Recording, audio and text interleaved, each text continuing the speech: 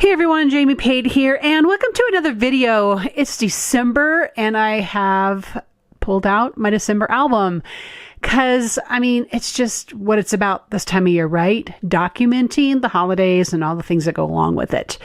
So I want to talk to you about my December album, how I'm going to be using this album this year, what I will be using in it as well, kind of a little bit of a small intro. My approach this year, I am eager to kind of change things up just a little bit, and a little bonus portion at the end, processing out my wish. Yeah, so stay tuned for that.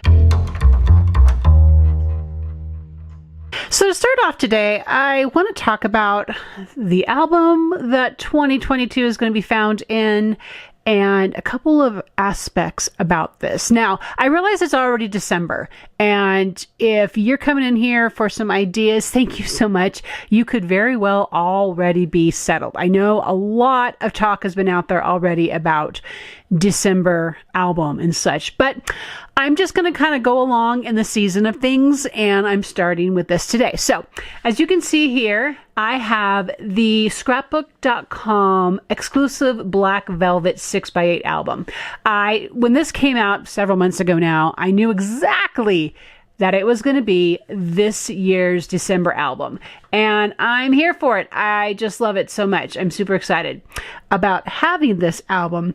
Now, the thing with this album, I have been working in a 6x8 album for a couple of years now. As a matter of fact, I keep here in the studio a couple of years of books. So there's 2020 and also a ScrapbookCom 6x8. And then here is the 2021. And I just stuck with a very white album for this one. So here's another aspect to today. This is what I'm using. I'm going to be using just sort of an assortment of things. The Christmas patterned paper is going to be in here as well as its solid counterpart. Here's a sample of 49 and Market Holiday Wishes. This is the ephemera, but I do have papers here that I will be using along with that. Of course, all kinds of dies are going to find their way. I have Ideology. I don't know if these are called snippets. I just pulled them all out. Along with the Ideology little ephemera there, I'm also going to be using, I got these this year, the Christmas Noel sticker book. And so I've already used this a couple times already, which I'll show you. And then, just kind of whatever else comes along. But these two papers, the Holiday Wishes and ScrapbookCom's Christmas, are going to be the emphasis of the colors. Probably also, as well as I can work it in, Heidi Swap's Hometown Holiday as well. And I will link all these things below. But if you do have any extra questions, I'm happy to answer them for you. Okay, so I want to talk a little bit about my approach this year. I'm just kind of showing you a little bit here of 21. This book is not finished. It's about halfway done. I still have a couple of stories to add to this album, but a couple of things that I'm really super consistent on, and this is what I want to talk about here. And that is, this year I'm going to call my album, my approach, even if you will, December Stories. Now, here's a good example here.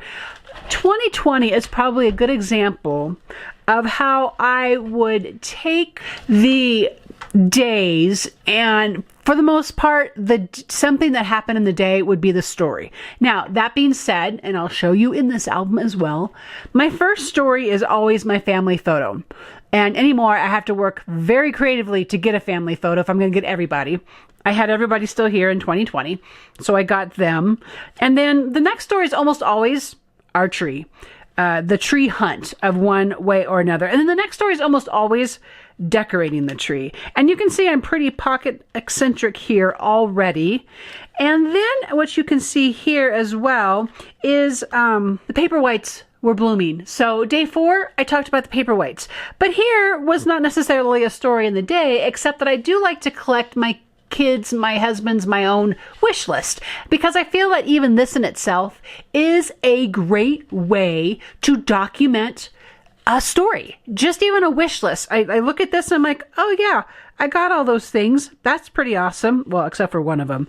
Oh, but that's okay. We won't judge. And that's pretty cool to have that.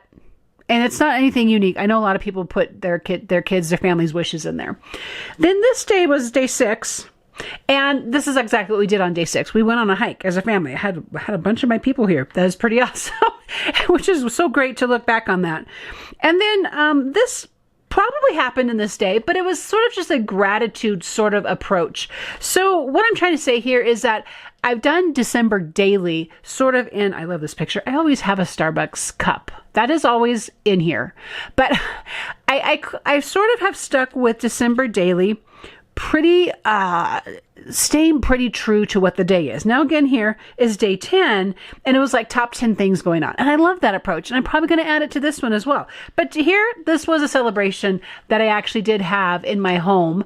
My sister has her birthday in December, so you've got to go all out for December birthdays because you don't want these people to be shortchanged. It wasn't their fault. They were born in December. This was a project I was working on at the time, and that was a calendar. I make a calendar every year for several family members and friends, and so that was spread out all over my table, and then I write about that over here, and I have this little pocket tucked into here, and that's the journaling. Yeah, I wasn't quite expecting to walk through this book, but here we are. Big snowy day on the 13th. Let's see. I wrote here actually that I only got this far in 2020. And so the rest of this I did later, and that's okay. I have a recent post on my blog talking about our stories never expire, and we can work on them no matter what the season is. I love that. I love to include my wrapping, so that's part of decking the halls. Okay, so again, remember this album's from 2020, and we all still remember 2020, right?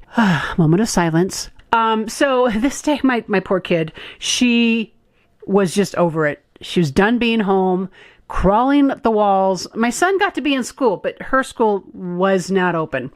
So we took a hike. We went into the woods. And so this was a story that actually happened here on the 17th. And as we were walking, we came across some people had hung ornaments on the trees along the trail. I cannot tell you what a simplistic joy that was to come across these ornaments. And so now, of course, it's part of my album. This was something that Allie Edwards had shared, and I think might have been product play. So that was fun. That's totally out of my wheelhouse. Did you see what I did there? Yeah. But it was so fun, and I wouldn't mind doing that again. Making gifts right here.